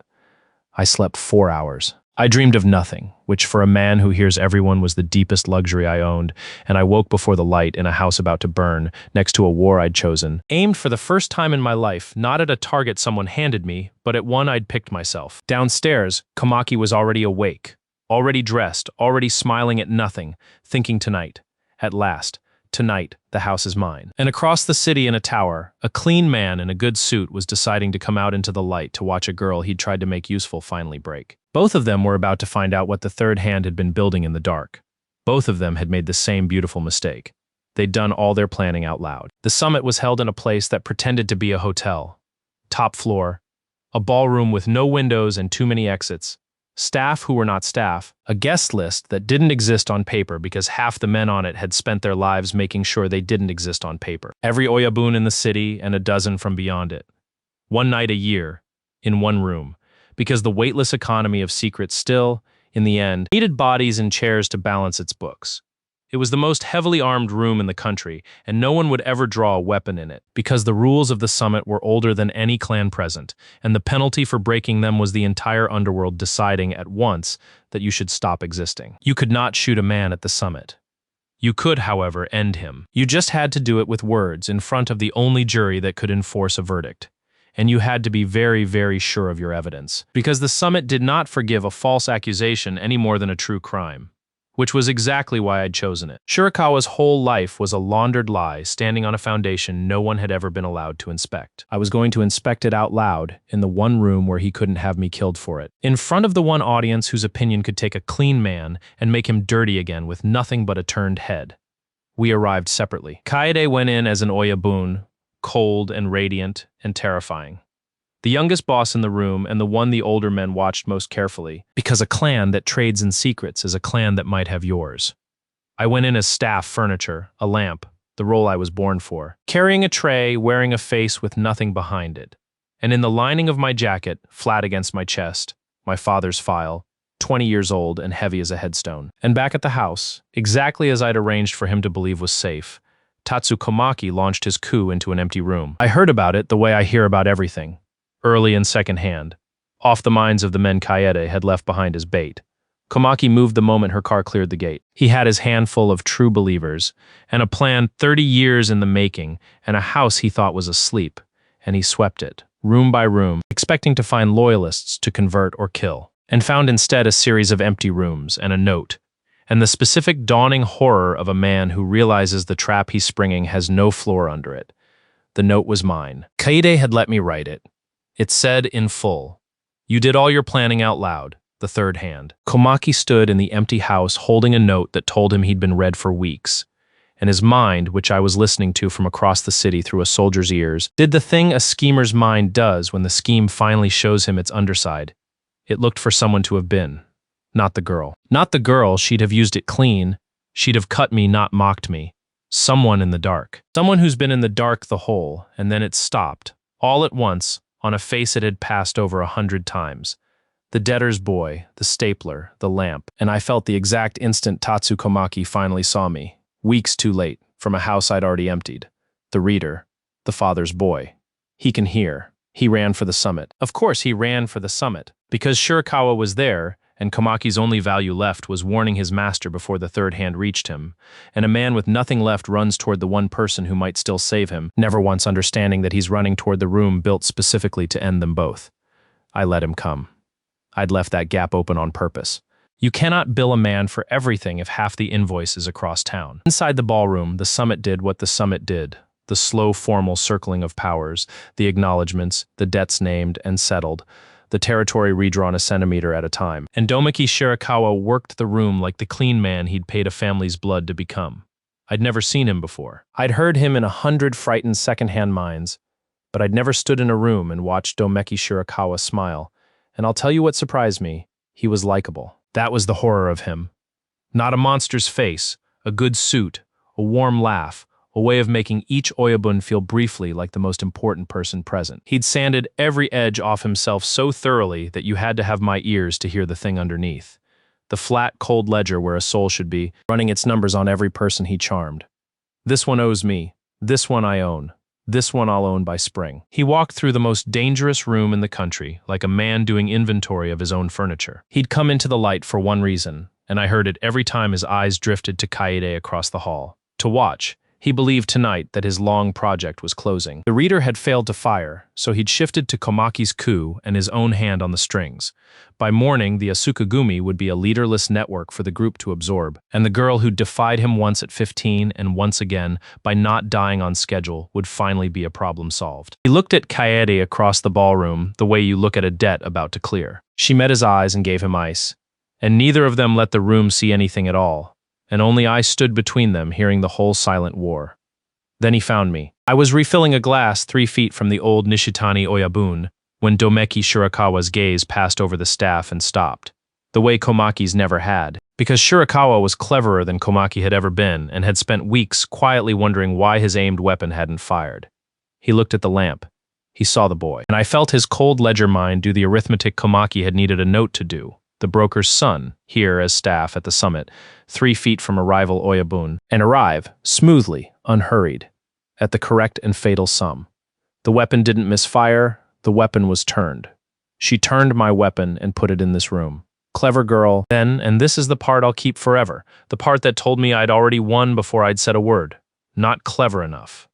The boy is here to talk. This is a room where talk is the only weapon, and I have spent 30 years making sure there is nothing about me left to say. He smiled at me. Small, private, genuinely amused smile, the smile of a man who has just discovered the trap laid for him and finds it charmingly insufficient. He thought his foundation was unshakable. He thought the worst night of my life had been so thoroughly buried, so completely laundered, that no words existed that could unbury it. He didn't know about the file. He'd killed my whole family to make sure the file didn't exist, and he'd been so sure it worked that he'd built a legend on it, and he had never once considered that a boring, honest broker might have hidden his insurance inside the one vault Domeki Shirakawa could never crack, a 4-year-old's bedtime rhyme. I smiled back. Empty. The lamp's smile. And I let him have his moment of thinking he'd already won, because it's the last good moment he ever had. And even I'm not cruel enough to have denied a man his last good moment. Then Komaki arrived, breathless and wild-eyed and 30 years too late, and I stepped forward with my tray and I dropped it. The crash of a tray in a silent, formal room is a rude, enormous thing.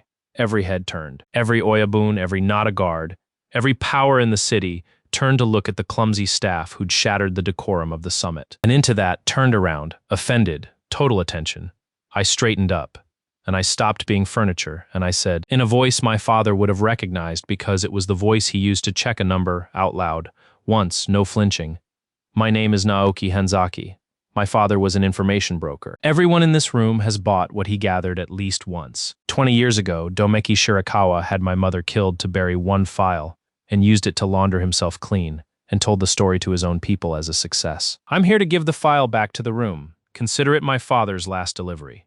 It's a little late. You could have heard a pin drop, except that in a room like that, a pin dropping would have gotten 4 men shot. So what you actually heard was nothing at all. The specific total nothing of the entire underworld deciding, at once, to listen. Shirakawa's smile did not move. That's how good he was. But his mind, which I could hear, went from unshakable to a single cold spike of he's bluffing. There is no file. I made certain there is no file. And I heard the certainty in it. And I heard for the first time since I'd started hearing him, a hairline crack of doubt run through the certainty. Because a bluffing man does not name the summit as his stage, and Domeki Shirakawa had not gotten clean by ignoring hairline cracks. This is a child's grief, Shirakawa said to the room, warm and sad and reasonable, the voice of a man declining to be cruel to the bereaved. I knew his father, a tragedy, but grief is not evidence, and the summit is not a place for, you knew his father, I agreed. You knew him well enough to want him dead. Ask the room how many of them have a folder with the Asuka crest on the tab. Ask how many of them have paid quietly for years to keep it shut. I let that land, because half the room did, and the other half was now wondering what the first half knew. The Asuka Gumi trades in what people would rather stayed buried. Tonight, for one delivery only, we're giving it away. And we're starting with you, because you're the one man here who built his whole clean life on the belief that the thing he buried would stay buried. Kaede moved then, not toward me that would have looked like an alliance. And an alliance is a thing men in that room could dismiss as a scheme. She moved to the center, to the place an Oyabun stands when she is putting her clan's name behind a claim. And she said in the flat, cold voice that had frozen men in warehouses, the Asuka Gumi vouches the delivery. Every word. On our name. And that the name staked in public, in the room where a name was the only currency that couldn't be laundered. That turned the nothing into something, because I was a boy with a grief. But Kaede Asuka staking her clan's name was a power making a war declaration, and every Oyabun present recalculated in the same instant. This is not a child's tears. This is the Asuka Gumi coming for Domeki Shirakawa in the open at the summit, which they would only do if they were certain, because the penalty for being wrong here is annihilation. I took the file out of my jacket. I won't tell you everything that was in it. Some of it isn't mine to spend, and some of it belonged to men in that room who've since paid their own bills. But I'll tell you the shape of it, which is the shape my father died to preserve. Names, dates, the wet part of Domeki Shirakawa's climb, the specific bodies under the clean foundation, the ledgers before the ledgers were scrubbed, the proof, the actual proof, in a dead broker's meticulous hand, that the respectable chairman in the good suit had murdered his way to his suit and then murdered the man who could prove it and his family with him. I didn't read it aloud. You don't have to read a bomb aloud. I handed the first page to the old Nishitani Oyabun, who had bought from my father for 30 years and knew his hand on sight, and I watched the old man's face as he read it. Watched it go from the polite skepticism of a boss humoring a scene, through recognition of the handwriting, to the flat gray stillness of a man reading a truth he cannot unknow. The Nishitani Oyabun looked up from the page, and he looked at Domeki Shirakawa, and he did not say a word, and his not saying a word was the loudest thing that had happened in that room all night. The page went around. That was the genius of the room. The thing I'd counted on. I didn't have to convince the underworld. I just had to hand it the truth and let it convince itself. Boss by boss, face by face, each Oyabun reading and going still and passing it on. Slow gray tide of recognition moving through the most powerful people in the city. And Domeki Shirakawa standing in the center of it, in his good suit, watching his laundered life get unlaundered one horrified face at a time. His mind, which I'd never once heard falter, fell apart in front of me like a building taking its own foundation out from under itself. The file exists. The broker hid it. Where could he have the boy? He gave it to the boy, a child. I killed the whole family to bury it, and he handed it to a 4-year-old, and I aimed that 4-year-old at the girl myself. I brought the file into this room in the lining of my own weapon's coat, and under the frantic arithmetic, for the first time, the thing I'd been waiting weeks to hear from Domeki Shirakawa, the thing this whole audience needs a villain to feel before he falls. Not fear. Regret. The specific, useless, too late regret of a man who understands completely exactly how and where and when he threw it all away. That's the difference between losing and being ruined. Losing is when they take it from you. Ruin is when you understand you handed it to them yourself. He tried, once more.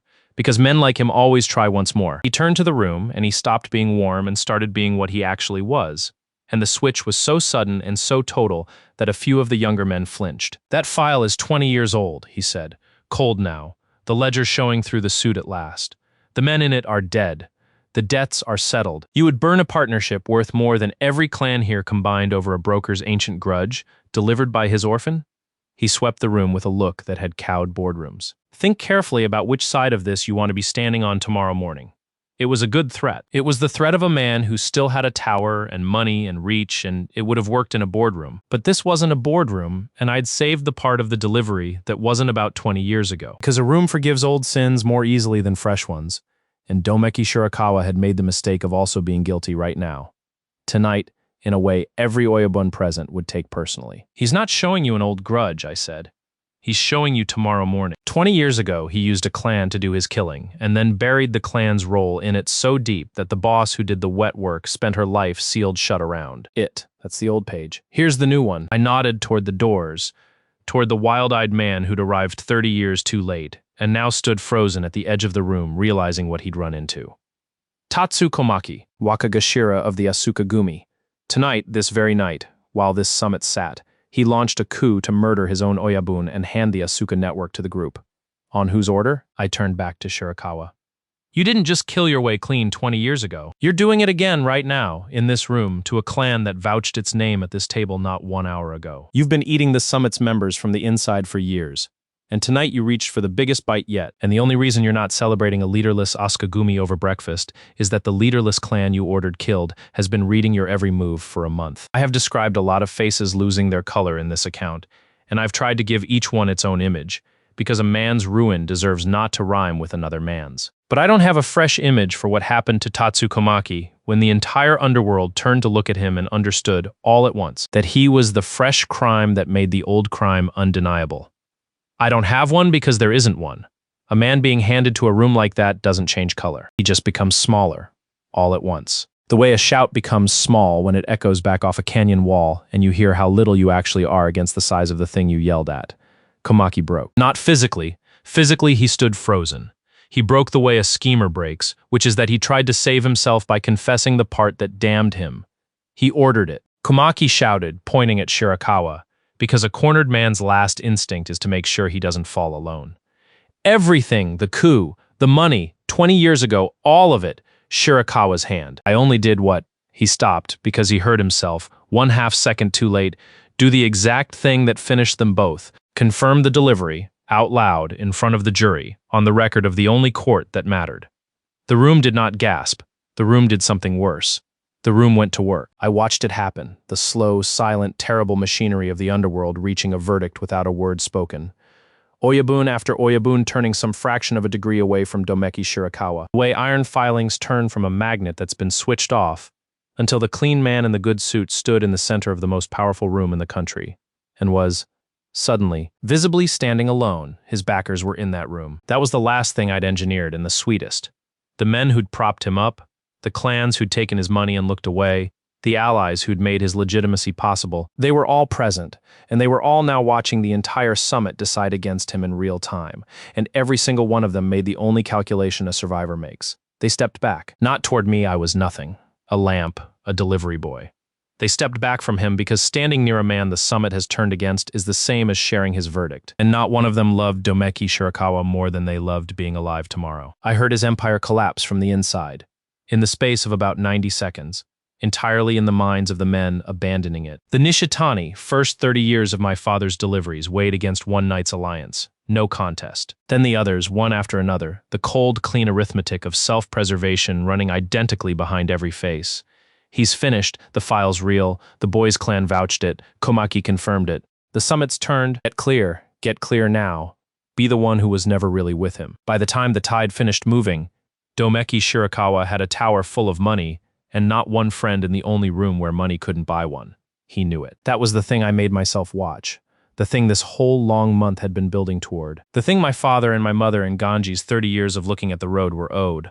I made myself watch Domeki Shirakawa understand that he had lost everything, and understand exactly how, and understand that he'd done it to himself by aiming a small, clean weapon at a girl he wanted to own, and never once checking whether the weapon could hear him load it. He looked at the last. Not at me, at Kaede. Across the whole ruined room, the man who'd handed her a gun at 15 and tried to hand her one again looked at the woman he'd spent his life trying to make useful, and I heard his final thought. And it was the most human thing he ever thought, and the most damning. I should have let her keep the cats. He broke at the very end, the way the truly proud ones always break, not with rage but with an offer. The clean voice cracked, and the businessman surfaced, because a man who bought his whole life could not conceive, even now, of a room that money couldn't reopen. Whatever the Asukagumi is charging for this, he said, and I heard the words scramble out ahead of his dignity, fast and thin.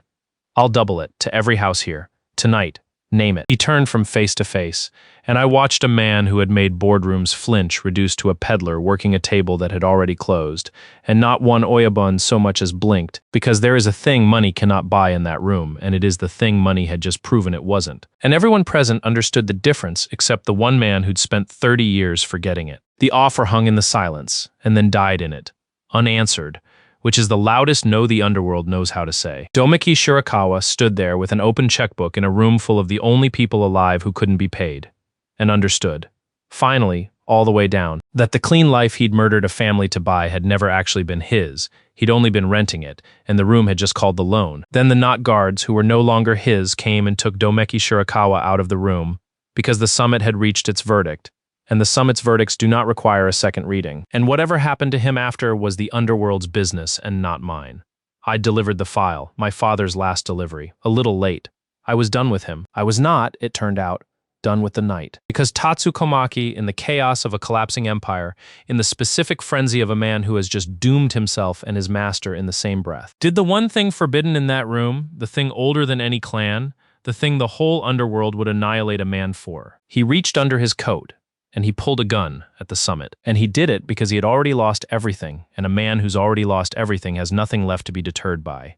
He didn't aim it at Kaede. That's what I'd have predicted, if I'd had time to predict.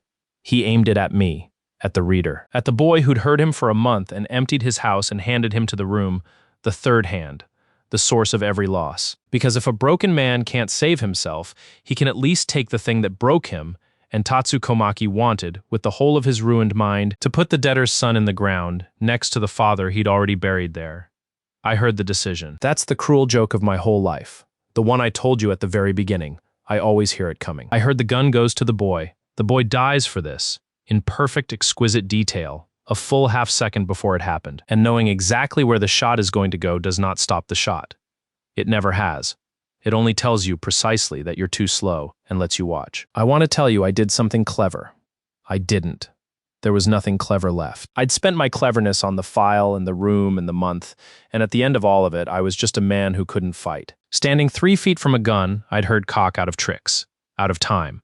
with the last thing I ever expected to feel, which was calm. The flat calm of a man who has finished the delivery and finds he doesn't mind so much being a little late himself. And Kaede Asuka, for the second time, came across a room. The first time it had been a low desk and a letter opener. This time it was the whole width of the most dangerous ballroom in the country. And she should not have made it. No one could have made it. And she made it because there is a speed a person only reaches when there is no calculation in them at all. When the cold, clean channel has gone entirely dark, and there is nothing left running but one thing. And I know there was nothing else running, because for the second time in my life, in the half-second before Tatsu Komaki's gun went off, I heard Kaede Asuka with perfect, total, unbearable clarity. I've told you the whole story of my ability so you'd understand this one moment, so here it is. The thing it was all for. I could never read her because her feelings were noise, and her feelings were noise because they were always at war. The cold head and the warm heart. The coat over the storm. The lid on the pot. 2 channels arguing. Guilt against tenderness. 10 years of conflict roaring so loud it drowned every reader I owned. The static was the war. I could only ever have read Kaede Asuka clearly in a moment when the war stopped. In a moment when there was no conflict in her at all. In a moment when every part of her without exception wanted one single thing. The gun came up. The war in her head stopped. And for one clean, silent, perfect instant, I heard the woman I could never hear. One thought, no static, no argument, nothing fighting it. The whole of her resolved at last into a single undivided line. Not him. Everything else in the world, but not him. I have taken enough from him, not this. Never this. And then Kaede Asuka put her own body between Naoki Hanzaki and the gun, and the deadliest oyabun in the city. The woman who had spent her whole life making certain no one could ever make her useful again, made herself, freely without a single calculation, into a shield for the boy she'd once refused to kill. The gun went off. I'll spare you the sound. Some sounds don't belong on a page. She took it in the shoulder, high, turning, so that it went through meat and not through the thing it was aimed at. And she stayed standing. Of course she stayed standing. The whole underworld was watching, and Kaede Asuka would have died on her feet before she fell in front of that room. And Tatsu Komaki had exactly enough time to understand that he had broken the oldest rule of the summit and shot an oyabun in front of every power in the city before the room did. To him what the room does, fast and final and without a word, and I will not describe it, because he does not deserve the ink and she was bleeding and I had stopped caring about him the instant the war in her head went silent. I caught her as the standing became too much. She let me, which told me how bad it was because Kaede Asuka did not let people catch her. Her weather was coming back now, the static rushing in to fill the perfect silence, the war restarting as the certainty of the shield moment passed and the ordinary churn of being a person resumed. But it was different static now, and even through the noise I could feel the shape of it, and the shape of it was not guilt anymore. The guilt had been paid. She'd carried a body on her back for 10 years, and tonight she'd set it down in front of the whole world by choosing, out loud, in blood, the one thing guilt would never let her choose, to be someone's shield instead of someone's weapon. You're so loud, I told her, because it was what I'd said the first time, on another floor, in other blood, and because it was the only way I had to tell her that I'd heard her, that I'd finally heard her clean and clear and true. In the one moment she'd stopped being at war with herself. You heard that, she said. Not a question. She'd always known, on some level, that I heard things. She'd just never known which things. I heard that.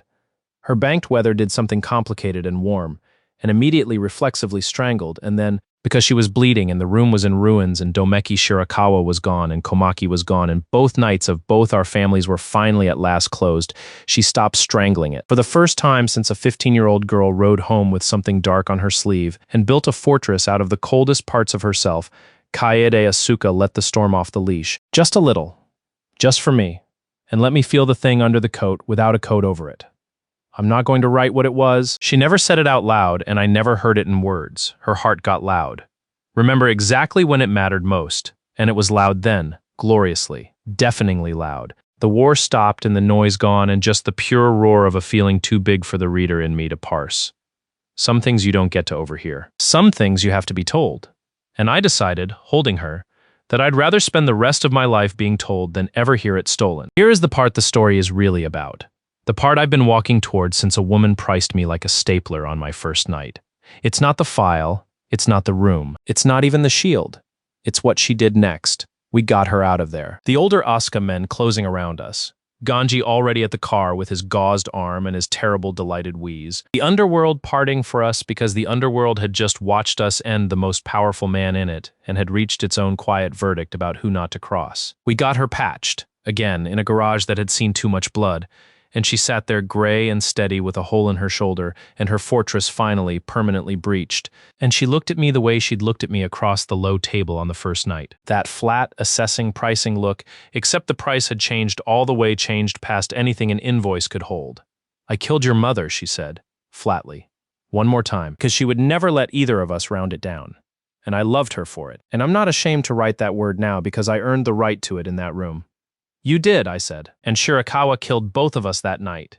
You and me, the same hand, and you're the one part of it he never got. And you spent 10 years thinking the mercy was the sin. It wasn't. The mercy is the only clean thing either of us has.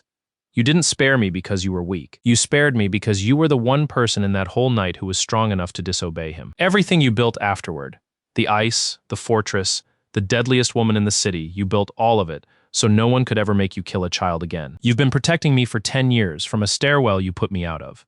You just didn't know I was still out there to protect." The war in her head, for once, didn't roar. It just went quiet. The good quiet. The quiet of a number that finally, after a decade, balances. "I knew you were the surprise the moment I couldn't hear you," I said. "I know now why I couldn't. It's because I was the loudest thing in you. First the guilt and here I stopped, because I am still at the bottom of everything. A coward, and some words are hers to say first. And then the other thing. You've been screaming at me for a month, boss. I just didn't have the ears for it until you stopped being at war with yourself long enough to let me hear.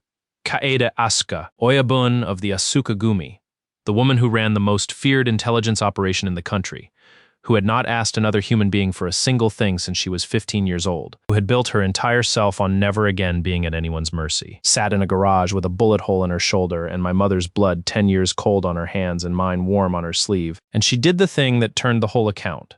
The thing I will remember when I've forgotten the file in the room and the ruin of Domiki Shirakawa.